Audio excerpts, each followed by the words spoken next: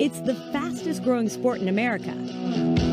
Once kids kind of get exposed to it, they kind of become hooked. And women's lacrosse is the #2 sport, behind only football, for concussions. A concussion is like a snowflake. No two are alike. And then girls' and boys' concussions are completely different. Some say it's about safety, others say it's about sexism. But now, at the epicenter of this debate is a company called Hummingbird Sports that was the first to market with a lacrosse helmet built from the ground up just for girls. The safety item is complicated. I was really surprised about the negative energy about it's going to change the sport, and it's, they're going to have the gladiator complex, and they're going to be rougher. It just felt like we were doing the right thing. This is where you are. Your front elbow's out, your stick is straight up, you're moving your feet. It's an argument that's been raging for years. Coaches, players, and parents are all weighing in and feel very strongly about the topic.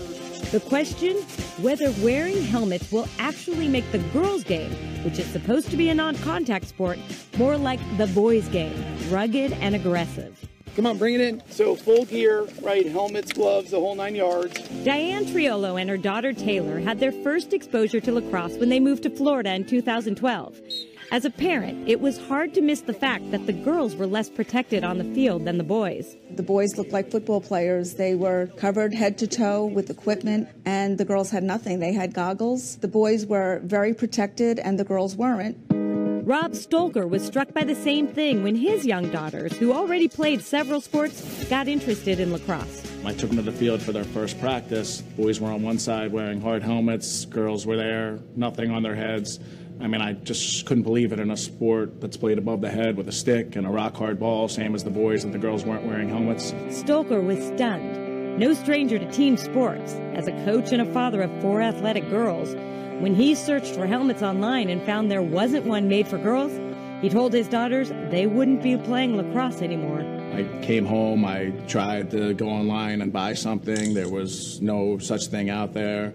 And it was really that night that, I made it my mission to do something about it. The next day, he called his friends Jared Cabin and Susie Dangan, explained the problem, and both agreed on the spot to launch a company not only to make helmets, but also to create a brand exclusively for underserved women athletes.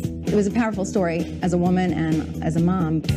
With a background in fashion, earning her stripes at big companies like Tommy Hilfiger, Ralph Lauren, and J. Crew, Susie knew firsthand how to carefully craft a brand that would appeal to women. I really wanted to create a branded lifestyle business. For this high school girl, college-age girl, there's nothing specifically being made for her. It's pink it and shrink it, and they're making sporting goods or they're making apparel, but it's not being designed with the girl, the female athlete in mind. When they started designing their helmet, Hummingbird gained a new sense of purpose and momentum when U.S. Lacrosse, the governing body for men's and women's lacrosse, instituted the first ever standard for women's helmets. Suddenly, the tide was turning, and their company was leading the way. They didn't want hard helmets in the game, so they put in a standard which basically called for a soft helmet to work like a hard helmet. This was a lot different than any other helmet that I know of that's been made. It called for that same drop test that a football helmet, has to withstand that kind of blow, but it had to be soft. You had to be able to squeeze it. And then there was a third test, which was the most difficult test to pass, which was a cannon test, which was shooting that rock-hard lacrosse ball at very close range at 60 miles an hour. No stranger to the complexity of head injuries, Stolker turned to former NFL football player Sean Springs and his impact protection company, WinPack, for help in finding the right technology to make the Hummingbird helmet compliant. This little guy right here, we call it the crash cloud. It's a unique combination of controlled airflow and foams. What's unique about the crash cloud is when you squeeze it on low, medium impacts, for those type of impacts, it's soft. But if I put it in my hand, you see it tighten up. It's pretty exciting because this allows for us to solve for a wide range of impacts. Impacts like the ones experienced by Taylor Triolo. Taylor suffered 2 concussions playing lacrosse. The first one was mild, but the second was life-altering. I was knocked out for 15 minutes, unconscious, and when I woke up, I was being strapped onto a backboard and a neck brace, and I'm like confused. I don't know what's going on.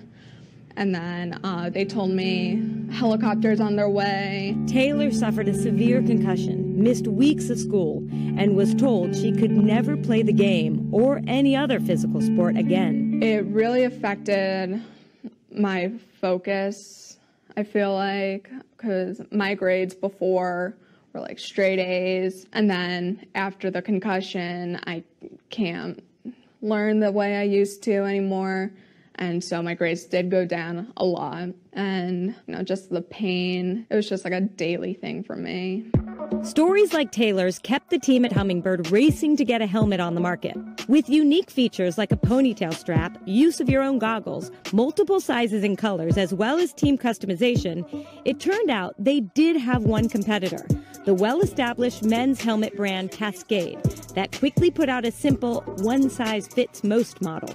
Ted Kuntz is the men's lacrosse coach at Tampa Catholic, as well as the owner of Red's Team Sports, the store that helped purchase the new headgear for the women's team. There's 2 helmets that are certified within Florida, Hummingbird being one and Cascade being the other. In my business, it's about the ability to kind of assess product ourselves. We like the product. We like they gave them flexibility to wear their own face masks. Hummingbird offered some very aggressive deals and got the girls in helmets. And while Hummingbird's product has been a game changer, the small company is still a David fighting Goliath, not only competing with a large established brand, but also with those that oppose girls wearing helmets. Hummingbird is a prime example of a company who's trying to change the industry. It's a challenge because just like hockey 30 years ago didn't wear helmets, but it's needed, right? There's trailblazing in that industry, and all this stuff comes together to make playing sports safer. And then there are those like Taylor